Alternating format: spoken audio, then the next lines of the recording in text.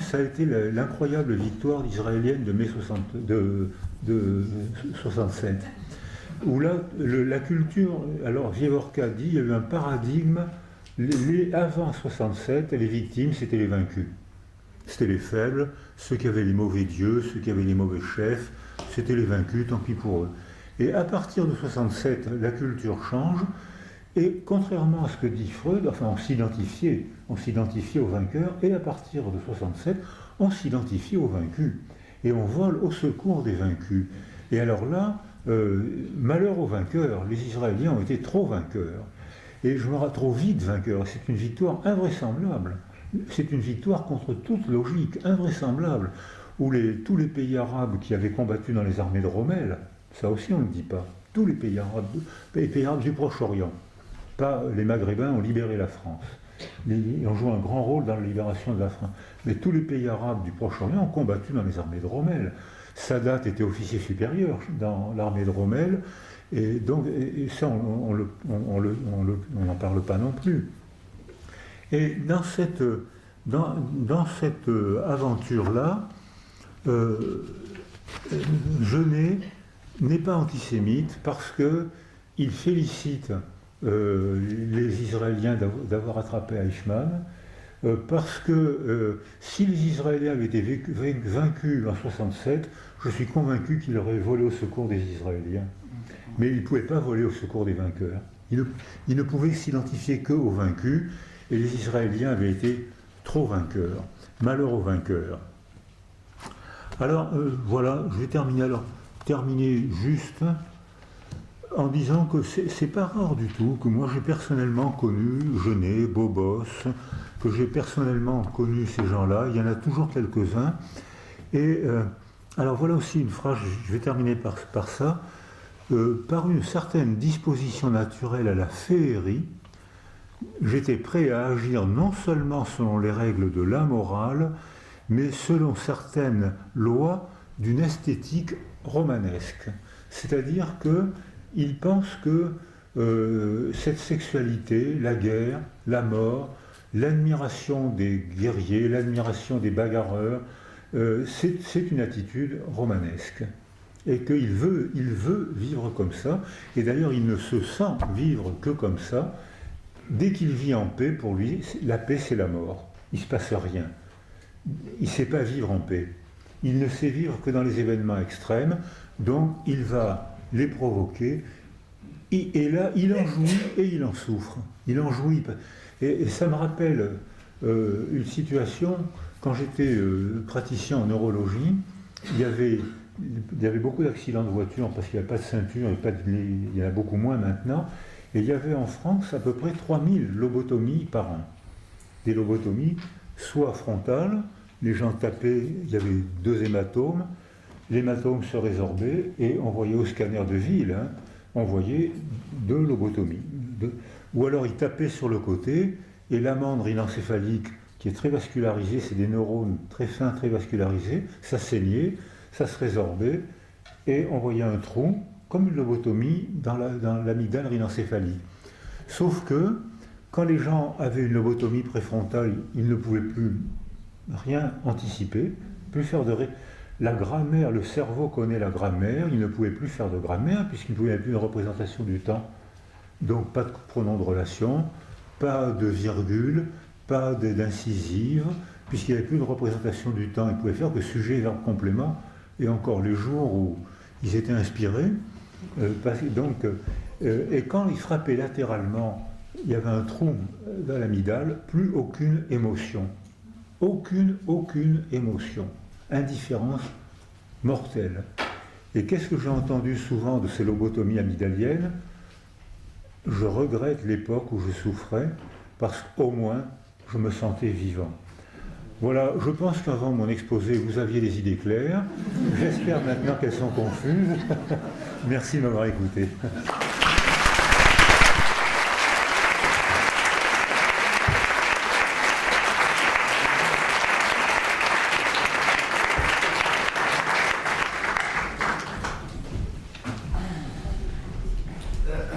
Merci beaucoup Boris Cyrulnik, merci beaucoup pour ces témoignages, ces réflexions, ces idées,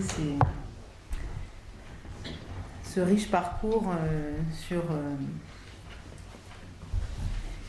l'histoire d'un siècle qui est aussi... Alors j'ai eu le plaisir, à l'occasion de ce séminaire, à l'occasion de l'intérêt que j'ai eu pour Jean Genet, de découvrir qu'il avait connu le tout début de la pédopsychiatrie, la neuropsychiatrie infanto-juvénile à l'époque, et de m'apercevoir qu'il avait été un des premiers patients de Georges Hier. Alors je suis tombée sur ce document qui est le certificat du pédopsychiatre qu'il l'a examiné quand il avait 15 ans. Donc le 5 novembre 1925, le jeune, je ne sais pas s'il n'en voit pas très très bien, le jeune Genet Jean, âgé de 15 ans, présente en effet un certain degré de débilité et d'instabilité mentale qui nécessite une surveillance spéciale. Avant de prendre une mesure aussi importante que l'internement dans un asile spécial, j'estime qu'on doit essayer au préalable de confier ce garçon à un patronage comme celui de la rue de Vaugirard. C'était d'abord rue de Vaugirard et ensuite la Maîtresse, d'après ce que j'ai compris. Et alors donc, premier service, c'était le service du docteur Georges Hier à Sainte-Anne, à 2 pas d'ici, où il est passé. Et puis, comme là, comme ailleurs, il a fugué, enfin, ça a été complexe. Et alors, j'ai une question que j'avais envie de vous poser à l'aune de ce retour au passé et de ce tout début de la pédopsychiatrie, c'est comment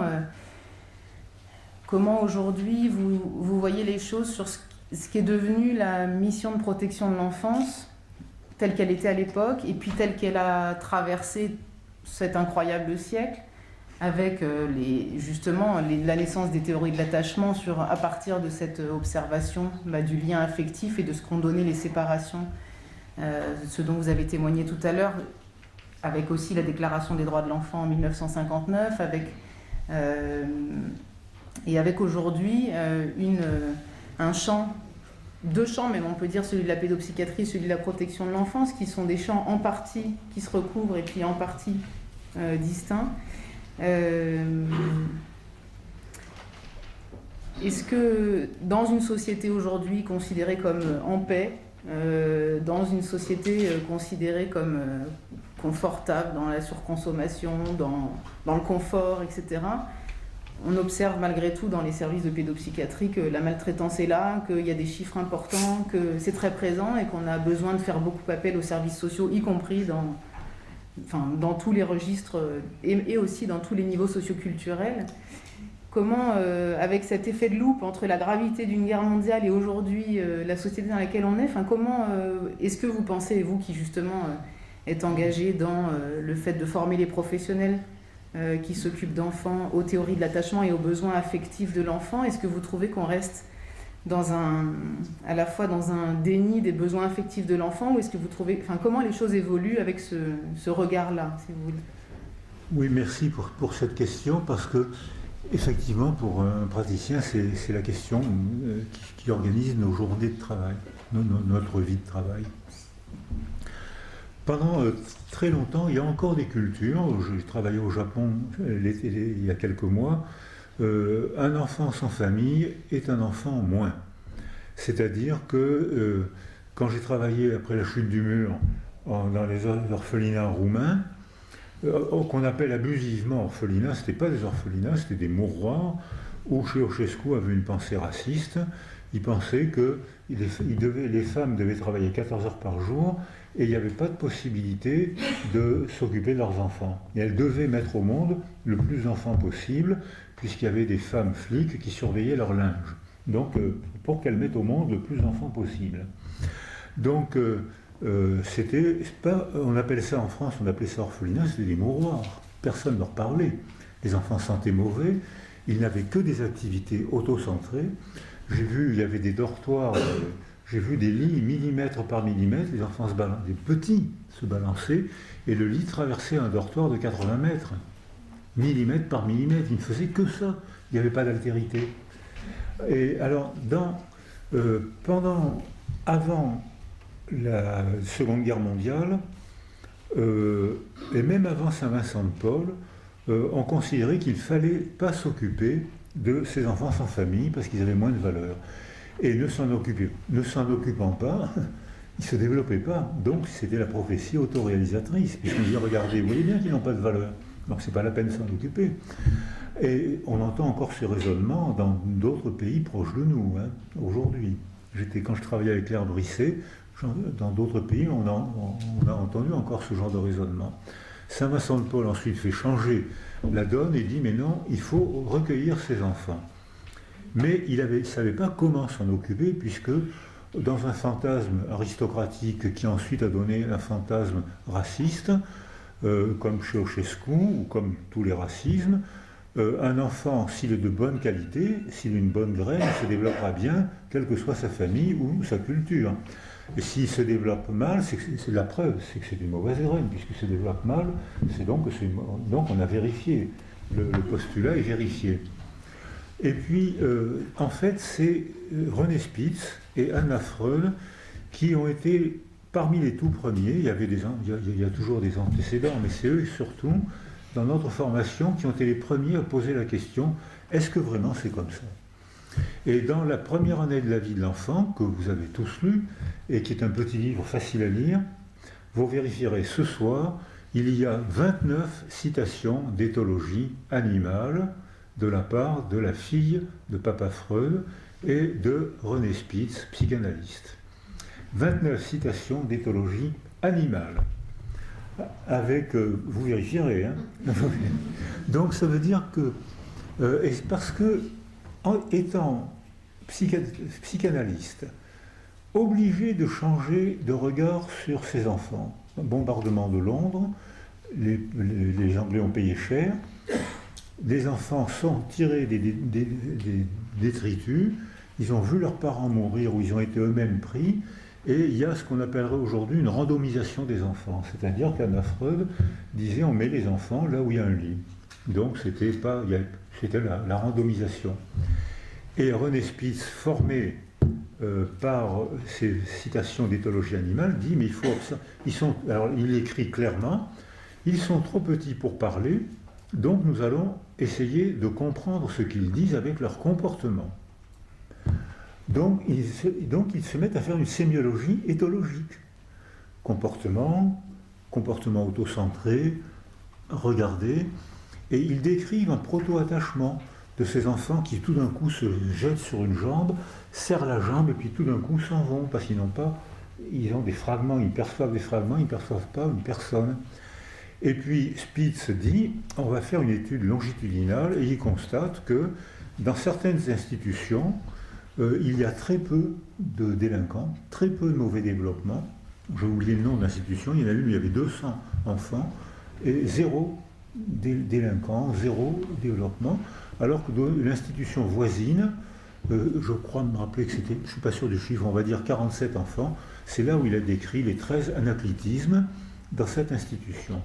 Et il dit, c'est donc que, puisque les enfants ont été, alors il n'emploie pas le mot randomisé, mais ont été mis au hasard, c'est donc qu'il y a on ne sait pas, alors Anna Freud emploie le mot de lines of development. Nous on a traduit ça par tuteur de développement. Mais donc elle emploie lines of development. Et il dit, c'est que dans cette institution, il y avait de bons tuteurs de développement, et que dans cette autre institution, où il y a des enfants délinquants, carencés, retardés, on n'a pas mis autour d'eux de bons tuteurs de développement. Et ça a donc été les premiers. Mais quand Bowlby, mon maître, dit, mais ces enfants qui se sont bien développés, ils ont donc quelque chose à nous apprendre. Et Spitz lui répond, logiquement, il faut d'abord s'occuper des enfants en détresse. C'est logique. Mais quand Amy Werner, en 1982, pose la même question à Michael Rutter, avec qui on travaille, Michael Rutter dit, ces enfants ont quelque chose à nous apprendre. Et du coup, c'est cette phrase-là qui fait changer l'attitude et qui déclenche des recherches. Alors bien sûr, il faut s'occuper des enfants qui vont mal, mais ça n'empêche pas que ces enfants qui, logiquement, devraient aller mal et qui ne vont pas mal, mais qui n'ont pas repris leur développement. Je dis, C'est pas un développement normal, hein, mais c'est un développement humain. Et ces enfants-là ont quelque chose à nous apprendre, et ça a déclenché le travail sur la résilience. Alors ce qui se passe actuellement, c'est que ce qu'on voit, c'est que dans les institutions, dans certains pays étrangers que j'ai vus, au Vietnam, en Chine, c'est insupportable, physiquement, moralement bien sûr, et même physiquement. C'est insupportable. C'est vraiment Michel Foucault, que je critique souvent, mais là vraiment, il a raison. Des murs, une rigole pour l'urine, rien. Des gens, des centaines de gens, rien, on ne parle pas. On donne des médicaments pour que les soignants aient la paix. Les médicaments servent à soigner les soignants. Parce qu'à ce moment-là, tout le monde dort, les médicaments peuvent, les soignants peuvent finir la partie de cartes. Hein, et il y a des pays aussi, même en Afrique. Hein, mais en revanche, en France, des institutions comme l'œuvre de secours des enfants, alors ils avaient commencé avant la guerre, à Saint-Pétersbourg, Korczak en Pologne, et à Saint-Pétersbourg, ils avaient commencé à faire vivre ce que les théories de l'attachement ont sémiologiquement précisé et expérimentalement précisé, puisque maintenant la neuroimagerie confirme, renforce et critique parfois la théorie de l'attachement. Et eux, ils avaient commencé dès Saint-Pétersbourg, c'est-à-dire 1913 ou 17, enfin, c'était au début du XXe siècle, et là, ces institutions obtiennent de très bons résultats. C'est-à-dire qu'il y a les institutions sans âme, sans homme, uniquement avec de la technologie, médicaments, enfermement, Michel Foucault, et puis il y a les institutions humanisées qui font vivre les théories de l'attachement, les théories de l'attachement qui vivent très bien en psychoéducation, et là, ces institutions obtiennent de très bons résultats. Mais très bons résultats, ça ne veut pas dire résultats normaux. Parce que dans le travail de Joseph Sber, ou dans le travail de Hénal et Resnick, par exemple, en Suisse, parmi les écrivains, il y a un nombre anormalement élevé d'orphelins. C'est-à-dire que alors là, vraiment, là, c'est le manque qui contraint, qui invite fortement à la créativité. C'est le manque, la perte des parents, ou la perte d'un deuil, c'est pas une contrainte, mais c'est une forte invitation, c'est l'appel à la créativité. Si à ce moment-là, l'enfant trouve en lui et autour de lui des gens qui lui donnent la parole, qui lui donnent un papier, un crayon, des gens qui lui donnent un lieu de parole, certains peuvent faire, ils ne feront pas tous la performance de Jean Genet ou de Pérec, mais ça n'a pas d'importance, ils feront leur performance. Mais c'est un bon développement, mais c'est un développement particulier, un développement résilient. Par exemple, ce qu'a rendu observable Joseph Sber, c'est que ces enfants devenus adolescents surinvestissent tellement l'affection qu'ils en ont peur, et que c'est l'affection qui les angoisse. Par malheur, dès qu'ils tombent amoureux, ils partent en courant, ce qui n'améliore pas les relations. Donc, ou alors ils se marient tard, alors ils ont un rêve de couple, ils ont un rêve d'enfant, ils en font moins que la population générale, ils ont un rêve de couple, mais ils mettent la barre tellement haut que ça les angoisse. Elle va découvrir que je suis minable, elle va découvrir que si je vis avec elle tous les jours, elle va découvrir que je suis une merde, elle va le découvrir, elle va me mettre à l'épreuve, elle va très rapidement découvrir mes limites. J'ai très envie, j'ai besoin de vivre avec elle, et j'ai très peur de vivre avec elle. Donc, il y a beaucoup de célibataires, les mariages sont très retardés. Maintenant, on parle encore de mariage ? Non, maintenant, il y a que les curés, les homosexuels qui veulent se marier maintenant. Les hétérosexuels, ils ne veulent plus. mais donc, c'est une manière d'aimer, mais c'est presque une manière angoissante aussi, parce qu'il n'y a pas cette légèreté de l'attachement. C'est l'amour angoissant, il n'y a pas le plaisir de l'attachement, les petits gestes, c'est trop important pour eux. Donc c'est un bon développement, mais ce n'est pas le développement normal, c'est un développement résilient. Juste pour pour prolonger légèrement, parce qu'on va donner la parole très vite, la question de Marion, qu'est-ce que tu penses de l'avènement des catégorisations diagnostiques en pédopsychiatrie? Et pour prendre un exemple très simple, dans les troubles des conduites, cet item qui met sans remords à une action délictueuse, vol, etc., sans remords. C'est comme ça qu'on catégorise. Parce que ça me rappelle que Jean Genet disait qu'il volait, qu'il frappait et qu'il n'avait pas de remords. Alors, cette nouvelle catégorisation des troubles des conduites, là... Tu dis sans roman? Sans remords. Ah, sans remords. Remords. Remords. Parce que je pensais au roman familial. Ouais. Avec roman et sans remords. Est-ce qu'il n'y a pas une moralisation, là? Oui, merci. Je l'avais noté. Je voulais faire, mais je l'avais noté, j'ai marqué morale et... Ouais. Non, rien. Donc, merci. Alors, en éthologie humaine et dans les théories de l'attachement et de la résilience, on travaille beaucoup sur l'empathie, mais on en fait une démarche expérimentale. Il y a des questionnaires d'empathie qui valent ce que valent les questionnaires, c'est-à-dire, c'est pas des vrais chiffres, c'est quand même des adverbes, un peu, beaucoup, passionnément. Ça donne une hauteur, c'est pas des vrais chiffres, ça permet de qualifier un petit peu. Or, on a des situations expérimentales qui permettent de voir quand l'empathie apparaît. Et j'avais fait un travail à Marseille avec Maurice Ohaillon sur l'apparition de l'empathie très retardée chez les enfants abandonnés ou en carence affective. Très retardée. Normalement, à l'âge, schématiquement, c'est parti d'un travail d'éthologie animale de Prémac, qui était primatologue, et qui dit, on va voir si chez nos enfants, comment l'empathie, c'est-à-dire l'aptitude à se décentrer de soi pour se représenter ce que comprend l'autre, c'est pas la sympathie. La sympathie, je pleure avec l'autre, je souffre de sa souffrance, alors que dans l'empathie, je me représente sa souffrance, c'est pas pareil. Et là, il y a un dispositif expérimental que j'ai répété avec Maurice Ohaillon et moi, on a répété. Tu l'as connu, Maurice Ohaillon? Et donc, il y a un chercheur CNRS est là, et puis il y a un collègue CNRS est là.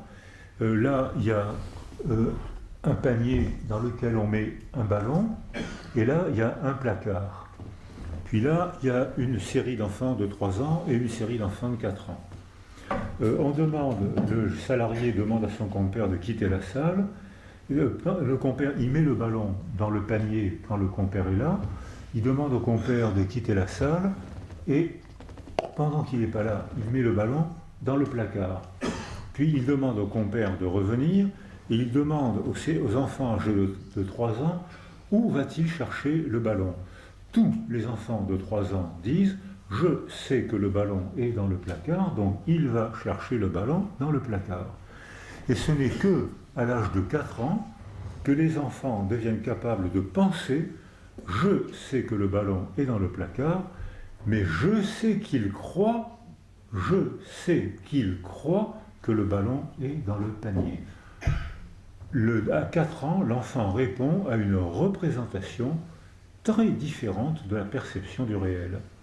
Donc à ce moment-là, quand on a refait ce travail avec Maurice Ohaillon dans une institution d'enfants au Pradé, près de Marseille, après Toulon et Marseille, à 5 ans, la plupart des enfants étaient restés à l'âge de 3 ans.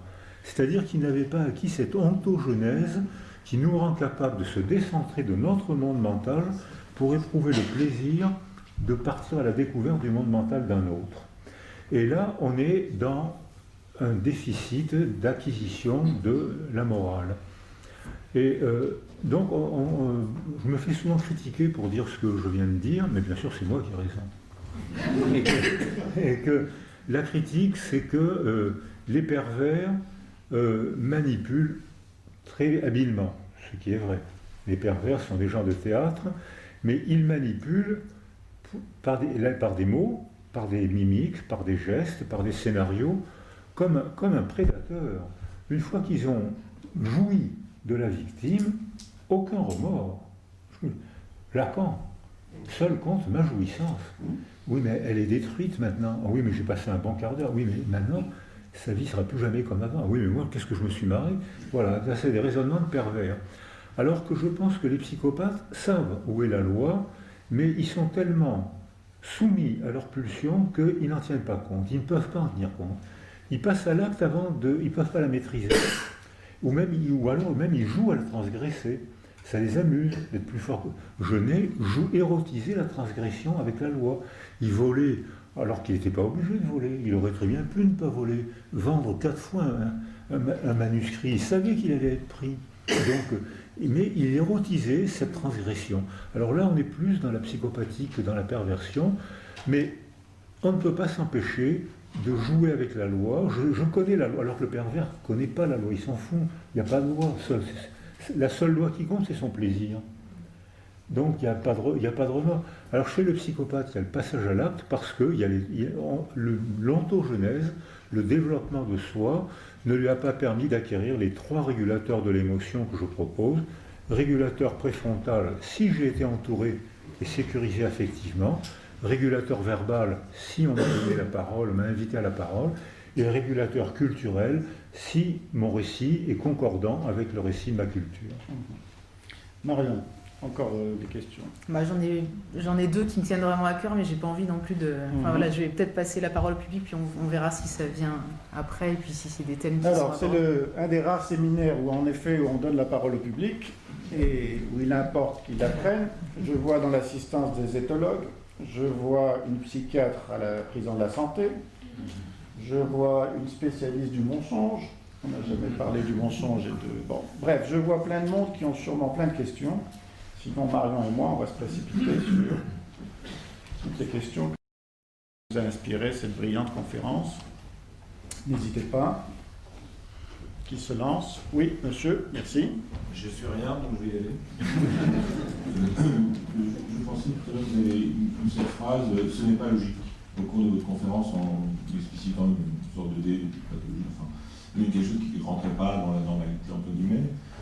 C'est une phrase qui mérite un peu, et je voudrais dire simplement, je ne sais pas si vous avez vu le film Le Voyeur de Michael Powell, où c'est l'histoire d'un tueur en série qui aime voir ses victimes mourir au moment où il les tue. Et à la fin, on a un petit peu une explication de la psychogénèse du tueur, qui visiblement a été considéré comme un objet d'étude par son père, qui était un scientifique, et qu'il a soumis à des expériences, mais qu'il a considéré un peu comme un objet d'étude, éthologiquement parlant. Ou alors, je ne sais pas ce que c'est l'éthologie, enfin, on voit qu'il a été soumis à des flashs de coups de lumière rouge, des cris différents. Enfin, son père a probablement... Ce que montre le film, c'est qu'il suppose qu'on comprenne qu'il a été analysé, étudié, comme pour voir ses réactions très jeunes, et presque, peut-être sans empathie, je ne sais pas. Et alors, cet aspect logique, si vous voulez, cette science appliquée, alors à un moment vous avez dit quelque chose de très important pour la créativité, c'est l'espace intime. En particulier Jean Genet, il a un espace intime qui lui permet de trouver cette beauté en lui, et de la créer, enfin de créer à partir d'un lieu privé. Je dirais qu'aujourd'hui, c'est pas si évident d'avoir ce lieu privé. On sait que il y a des écoutes, on a l'impression où on est vraiment, je ne sais pas. Est-ce que je veux dire, enfin, le fort intérieur, c'est plus évident, je trouve, aujourd'hui, qu'il me semble. Ou alors je suis très malade. Alors la question, c'est donc votre réaction. Si vous avez quelque chose à dire sur, disons, je ne sais pas. Le film de Powell. Une fois que... Alors, on évoque un film de Michael Powell qui s'appelle Le Voyeur, Peeping Tom en anglais. C'est un drôle de bonhomme qui a été éduqué à mort par son père, une espèce de Schreiber, et qui s'amuse, parce que c'est ça qui le fait jouir, à filmer une relation amoureuse sexuelle qui va démarrer, mais au moment de la conclure, il tue sa partenaire pour avoir une jouissance orgasmique ou l'érotique est liée à la mort. Bon. La question, si j'ai bien compris, c'est que c'est une sacrée bonne question. C'est une fois qu'on a dit qu'il y a une logique, tu ne peux pas parler de causalité, mais tu parles de système d'attachement, de mode opératoire interne, des différentes structures du cerveau. Une fois qu'on a cette architectonie qui nous donne une logique pour comprendre un comportement en fonction d'une histoire, il faut quand même s'arrêter pour dire que si on veut avoir un espace de créativité, il faut qu'il y ait une absence de logique. C'est ça. Comment faire pour que la logique ne soit Alors, pas... voilà, qu'elle ne soit pas que mécanique et qu'elle ne réponde pas que à des schèmes comportementaux, etc. Alors, j'aurais pas employé l'expression absence de logique, j'aurais dit rupture. Ouais. C'est-à-dire que pour qu'il y ait créativité, il faut qu'il y ait perte. Alors, parce qu'effectivement, on n'est pas des machines, mais tout change. L'écologie change tout le temps, notre corps change tout le temps, notre cerveau change tout le temps, la culture change tout le temps. Donc on est forcément, un jour ou l'autre, on est contraint à la perte. Mais et une fois qu'on est contraint à la perte, ou bien c'est le deuil qui finit jamais, ou bien c'est le deuil qui invite fortement à l'idéalisation du disparu. Donc la première œuvre d'art, ça a été la sépulture. C'est-à-dire, la première œuvre d'art, c'est je peux pas... Si j'étais, comme vous le remarquez justement, si on était totalement mécaniquement déterminé, on accepterait qu'un corps meure et qu'on le laisserait pourrir par terre. Voilà. Et on ne répondrait pas. Or, on ne peut pas faire ça. Donc on est obligé d'inventer une sépulture, on est obligé de mettre des cailloux, une posture, des fleurs, des pétales, des couleurs, de pleurer, quand on parle de faire des louanges, etc. Des rituels du deuil. Mais on fait des rituels du deuil pour la mort, on fait des rituels du deuil pour un déménagement, donc on est contraint. Puisque la vie change tout le temps, on est constamment en évolution, donc en déchirure et en rupture constante. Alors que parmi nous, il y a les fixistes, ceux qui sont très angoissés parce que la question que vous venez de poser et que j'ai essayé de poursuivre. Il y a les fixistes qui, eux, veulent que rien ne change. Alors eux, dites-moi quelle est la vérité. Ben non, il n'y a pas la vérité. Ce qui est vrai aujourd'hui dans un contexte sera faux demain dans un autre contexte. Donc, il y a parmi nous des gens qui aiment le doute, comme vous sûrement. Il y a des gens qui aiment changer de lecture, changer de point de vue, ça les intéresse. Et il y a des gens qui ont besoin de prêt-à-penser, de certitude. Et là, on est dans le langage totalitaire. Et je dis toujours, j'ai commencé ma vie en subissant un langage totalitaire. Et j'arrive au dernier chapitre de mon existence en voyant réapparaître un autre langage totalitaire. C'est-à-dire parce que les fixistes veulent la vérité, alors que les évolutionnistes jouent avec les vérités momentanées, ici, là, mais dans une autre culture, dans une autre religion, ça peut être autre chose. C'est très amusant, mais ça oblige à travailler, à lire, à voyager, à réfléchir, et ça c'est fatigant. Juste pour associer à Jean Genet, une des phrases, moi, m'apparaît essentielle pour la compréhension de ce qu'est la créativité, qui est quand même l'objet de notre étude ici depuis 20 ans. Il dit en substance que, pour reprendre un terme que tu viens d'utiliser, que la poésie advient lorsqu'il y a un moment de rupture entre le visible et l'invisible, le continu et le discontinu, le masculin et le féminin, la vie et la mort. Voilà. C'est à ce moment-là. Et ici, beaucoup d'artistes sont venus nous dire qu'en effet, c'est à ce moment où il y a une espèce de tension entre deux êtres qui advient que la créativité, pour le meilleur des cas, advient, ou la destructivité, bien sûr. Alors justement, vous parlez de la rapidité, de la possibilité du changement, et vous avez évoqué aussi en termes d'écologie. L'écologie change. On entend beaucoup parler des acteurs anglo-saxons parler de résilience sur des champs larges comme ceux du champ social, du champ écologique et du champ économique. Oui. Et de plus en plus, et les choses bougent vite effectivement en ce moment, et on voit s'opérer tout un phénomène de transition sociale, de transition citoyenne, où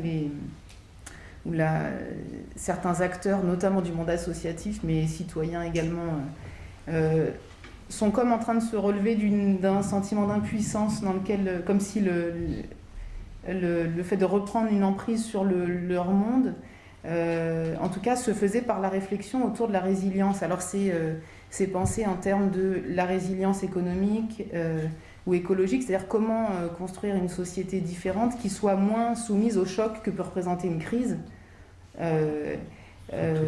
moins dépendante d'un krach, moins dépendante d'un choc écologique, comment vous dialoguez avec ces acteurs-là sur cette question de la résilience ? Les militaires maintenant sont tenus de faire une formation à la résilience. Et à Toulon, les militaires avec qui je travaille ont eu un programme de formation à la résilience.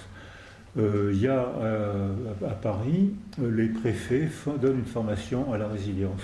Ça, c'est pour en cas de catastrophe naturelle.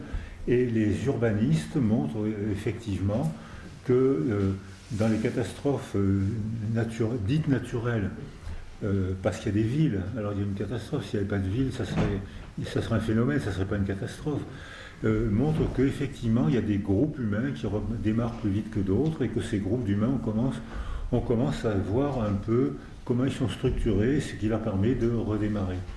Et il y a la résilience géographique qui a une très belle définition qui correspond tout à fait à la définition psychologique de la résilience. Un sol est dit résilient quand, après une inondation ou un incendie, la vie réapparaît différemment. C'est-à-dire que j'ai vu l'incendie du Cap Sissier près de Toulon. C'était magnifique, c'est affreux à dire, mais le ciel était noir, le sol était gris de cendres, le ciel était noir et les montagnes étaient rouges. Et il y avait un silence stupéfiant, c'était très beau. Et après, il y avait les squelettes d'arbres, des arbres qui n'avaient pas été brûlés, le sol était noir et ça sentait le bois brûlé.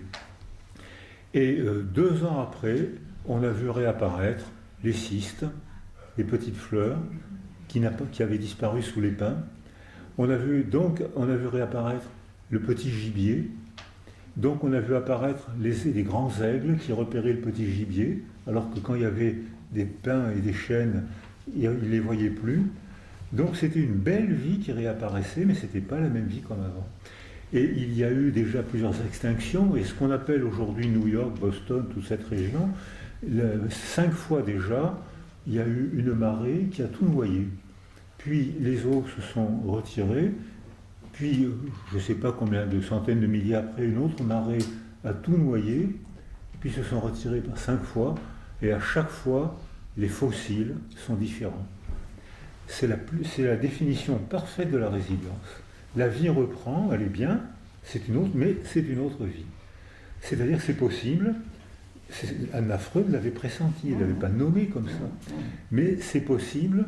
Alors on est tout à fait en accord avec les urbanistes, avec les militaires, parce que les guerres actuelles ont moins de morts qu'avant, mais elles ont beaucoup plus de syndrome psychotraumatique. Parce que actuellement les soldats ont à peu près 60 kg de matériel sur le dos, entre le casque, les infrarouges, le téléphone, les armes, ils marchent avec 60 kg de matériel. Donc dès qu'il y a un obstacle, mais les conditions de la guerre, c'est plus les guerres de tranchées où les hommes mouraient par millions. Donc c'est plus ça. Mais quand ils rentrent au camp, ils sont très altérés, enfin ceux que j'ai vus à Toulon, parce que les djihadistes mettent les enfants en première ligne. Et ils les mettent avec des ceintures d'explosifs et les soldats tirent. Alors certains ont un déni pratiquement psychotique, c'était pas un enfant.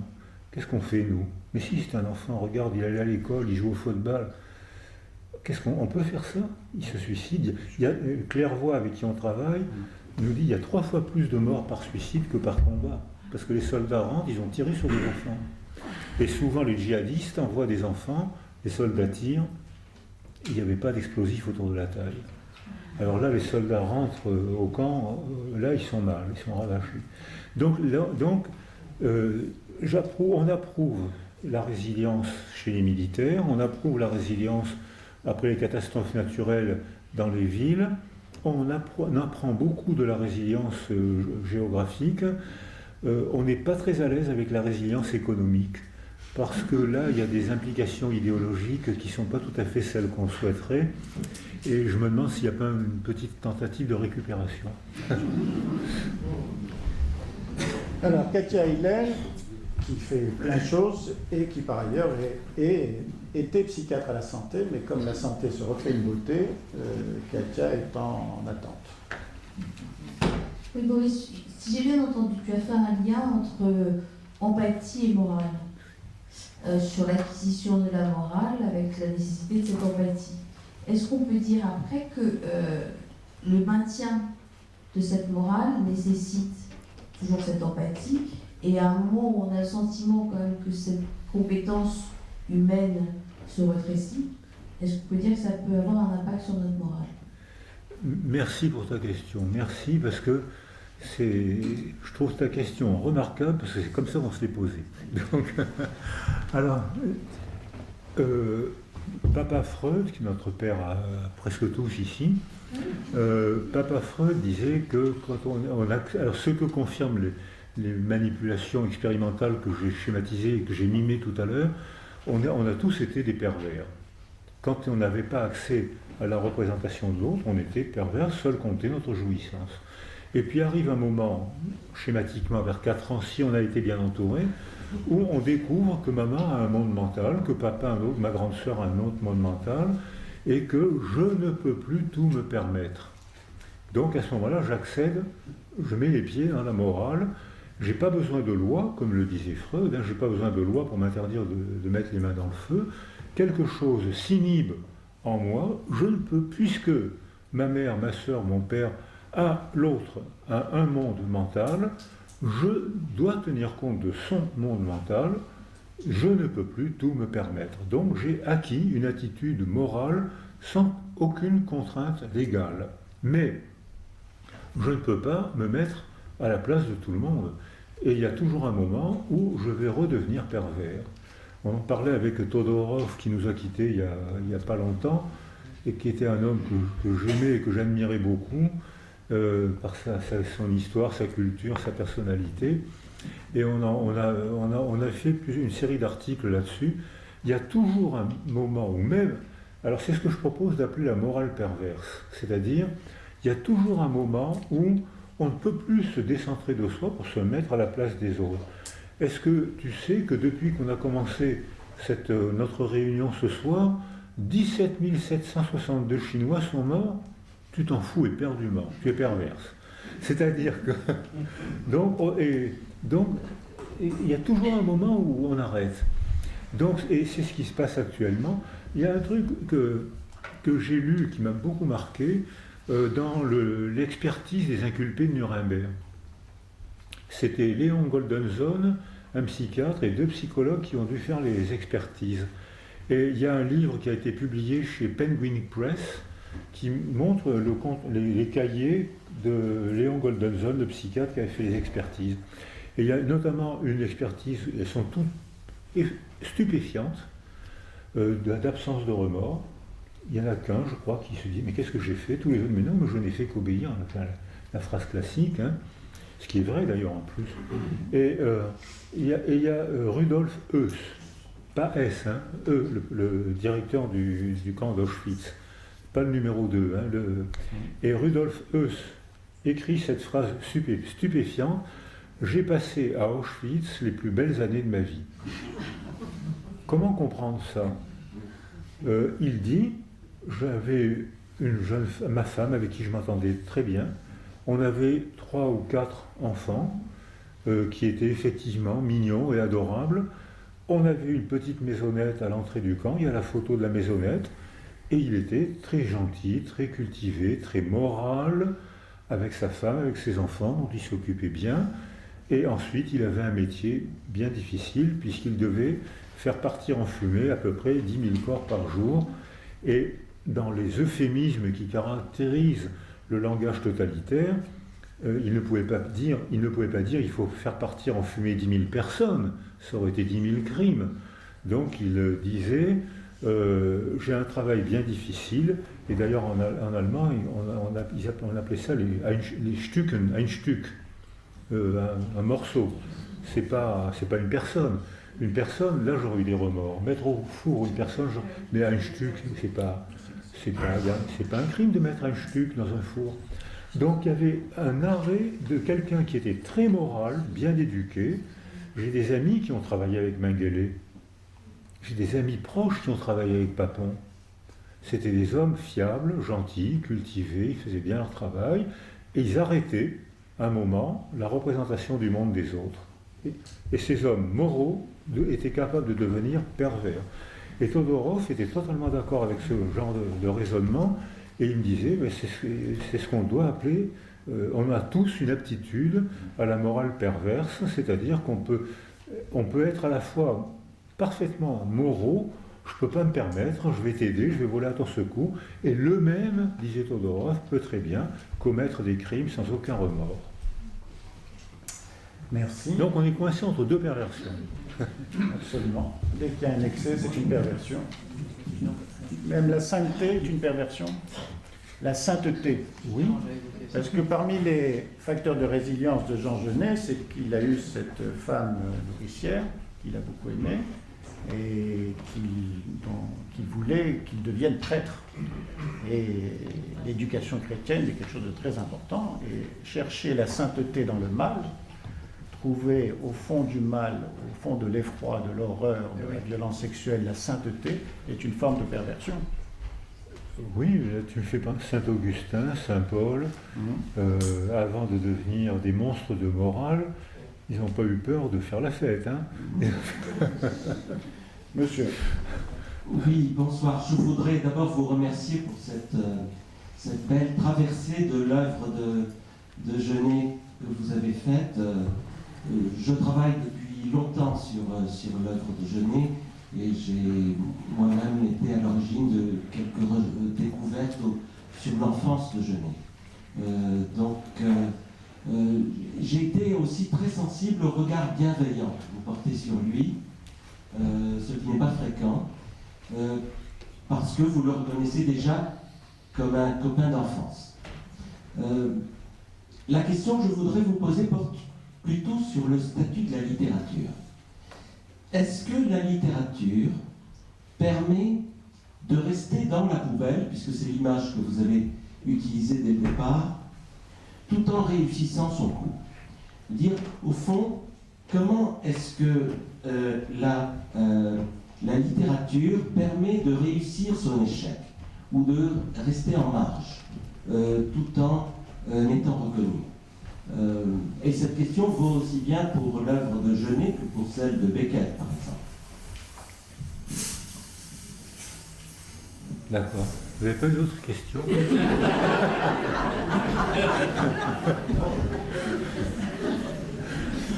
Alors, ce qui me vient, c'est que cette nécessité, j'ai terminé mais le résumé sur l'empathie en disant que je deviens à un certain stade de mon développement, je deviens capable de me représenter le monde de l'autre. Mais je pense que les mots ont un implicite délirant. Parce que je disais tout à l'heure qu'un animal s'oriente vers une chose, et que nous, bébés, pré-verbaux, on s'oriente sur un objet qui est déjà imprégné de la signification, connotation affective qui vient de l'histoire de la mère. Et donc ça veut dire que je peux, dans l'ontogenèse de la parole, un bébé comprend les sonorités. Puis ensuite, vers 10 mois, il pointe du doigt pour désigner un objet, il ne parle pas.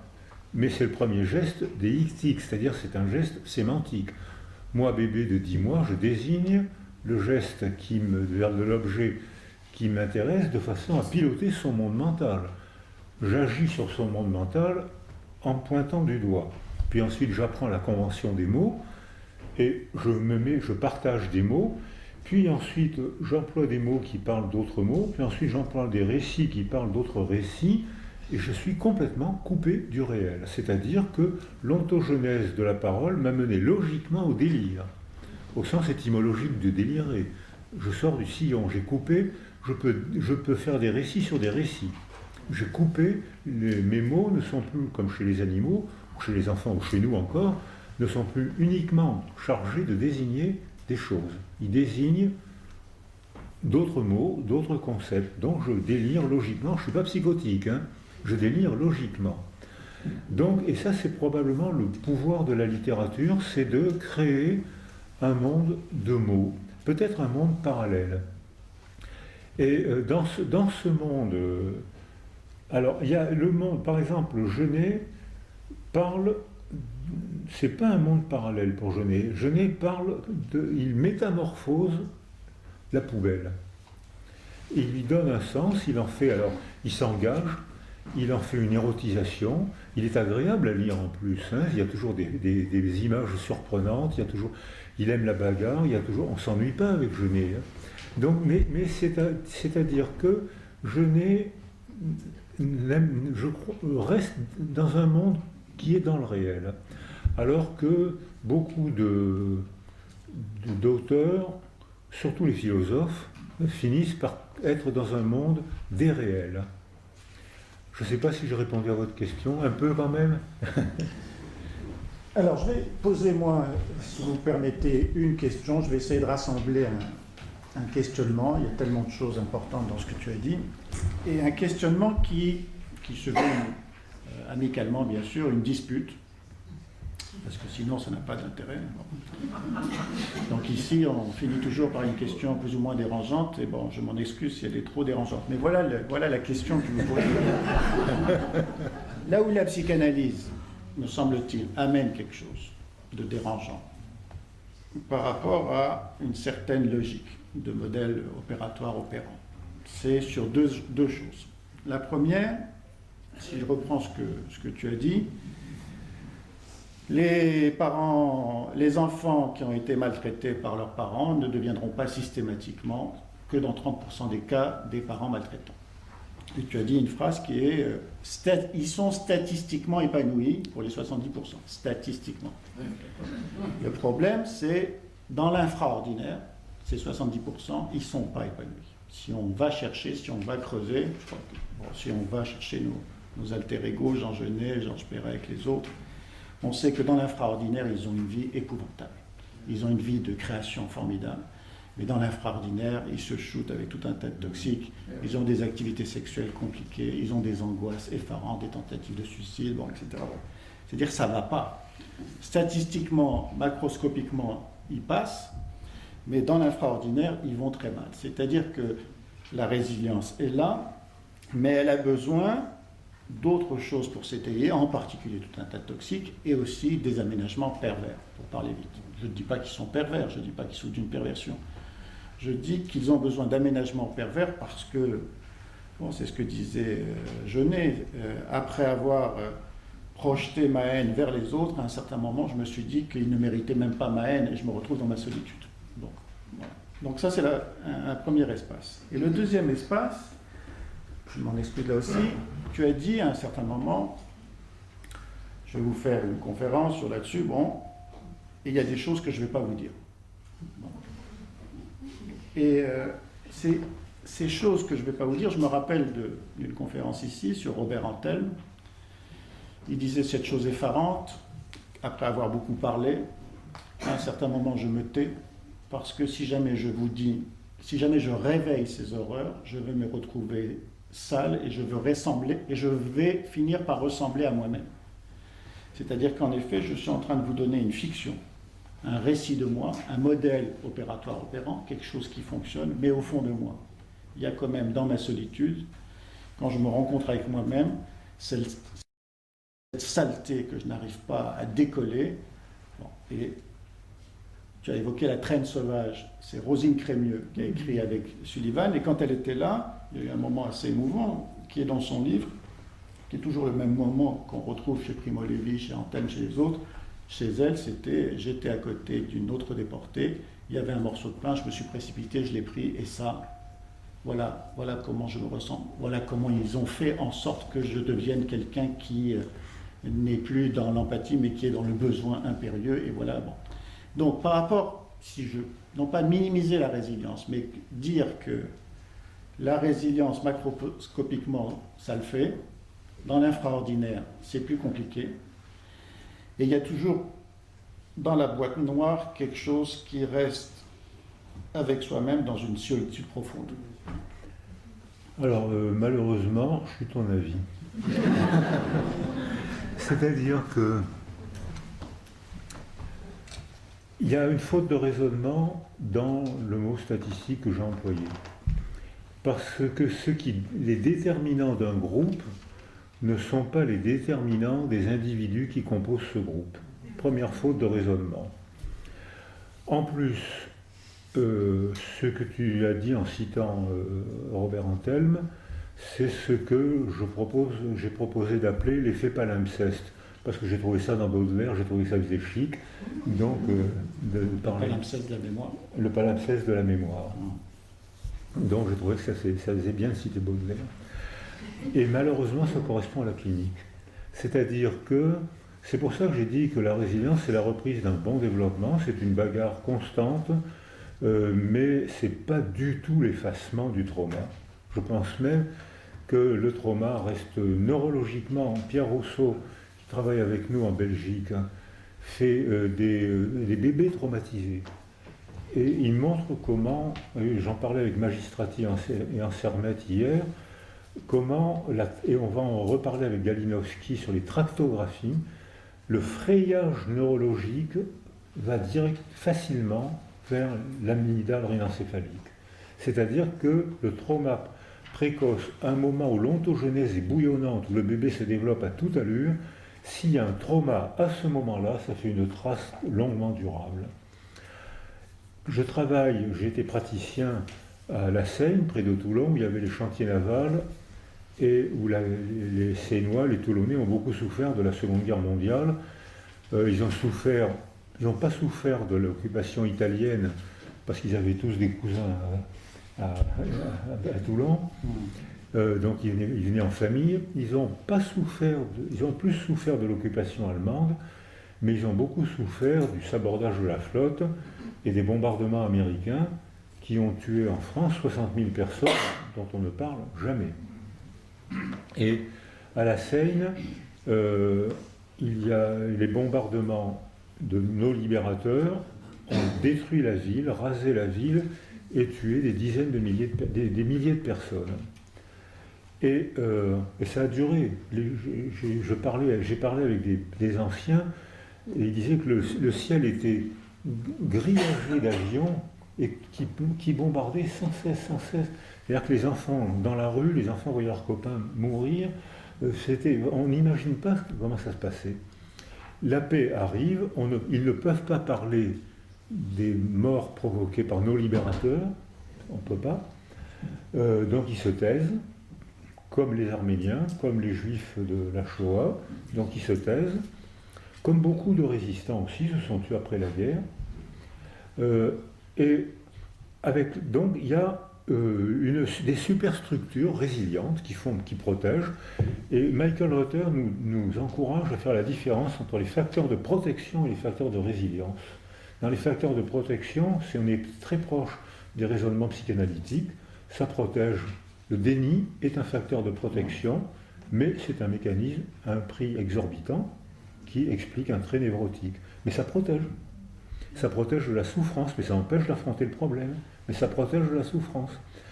Et quand les gens font ça, donc la résilience est en marche, elle aussi, pendant toute sa vie. Et puis, quand la mémoire de travail s'éteint avec le grand âge, quand on réapparaît, les empreintes non réglées, non élaborées, qui n'étaient pas effacées, mais qui étaient enfouies sous les superstructures de la vie quotidienne et du travail de la résilience.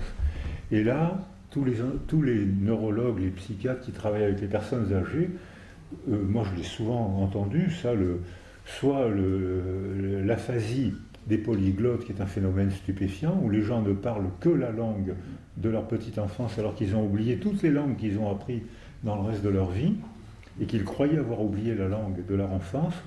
Ou alors, ce que j'ai souvent entendu, c'est « Ma fille, t'entends ?» Mais non, la dame a, on va dire, 90 ans, 85 ans. « T'entends, ils sont là. » Mais enfin, maman, qui est là? Mais j'entends, c'est les chars allemands, Mais enfin, maman, la guerre est finie depuis 60 ans. Mais non, je les entends. Et les gens, dans cet effet palimpseste, disent « ça ressurgit en moi comme si ça venait d'arriver. » Donc, ce que tu dis est malheureusement vrai, c'est enfoui, c'est contrôlé, c'est pas effacé. Et alors, une petite question personnelle. Il semble que quand tu rentres chez toi à la Seine, il semble qu'un de tes hobbies, ça soit de discuter avec ton pointu. Quand est-ce que tu vas publier ton dialogue avec ton pointu? Oh, mais il faut que je lui parle au moins une fois ou deux par jour. Dès que j'arrête de lui parler, il prend l'eau. C'est ça. Donc il va couler. Donc c'est le plus beau pointu du monde. Il est en bois, il est lourd, il est ingouvernable. Mais il faut que je lui parle, il faut que je le peigne, il faut que je lui fasse des offrandes d'huile, il faut que je lui fasse des offrandes. Donc il faut que tu écrives là-dessus. Absolument. Il se fait tard. Il se fait très tard. C'est pas grave. On va réinviter l'année prochaine Boris à revenir discuter avec nous. Merci beaucoup.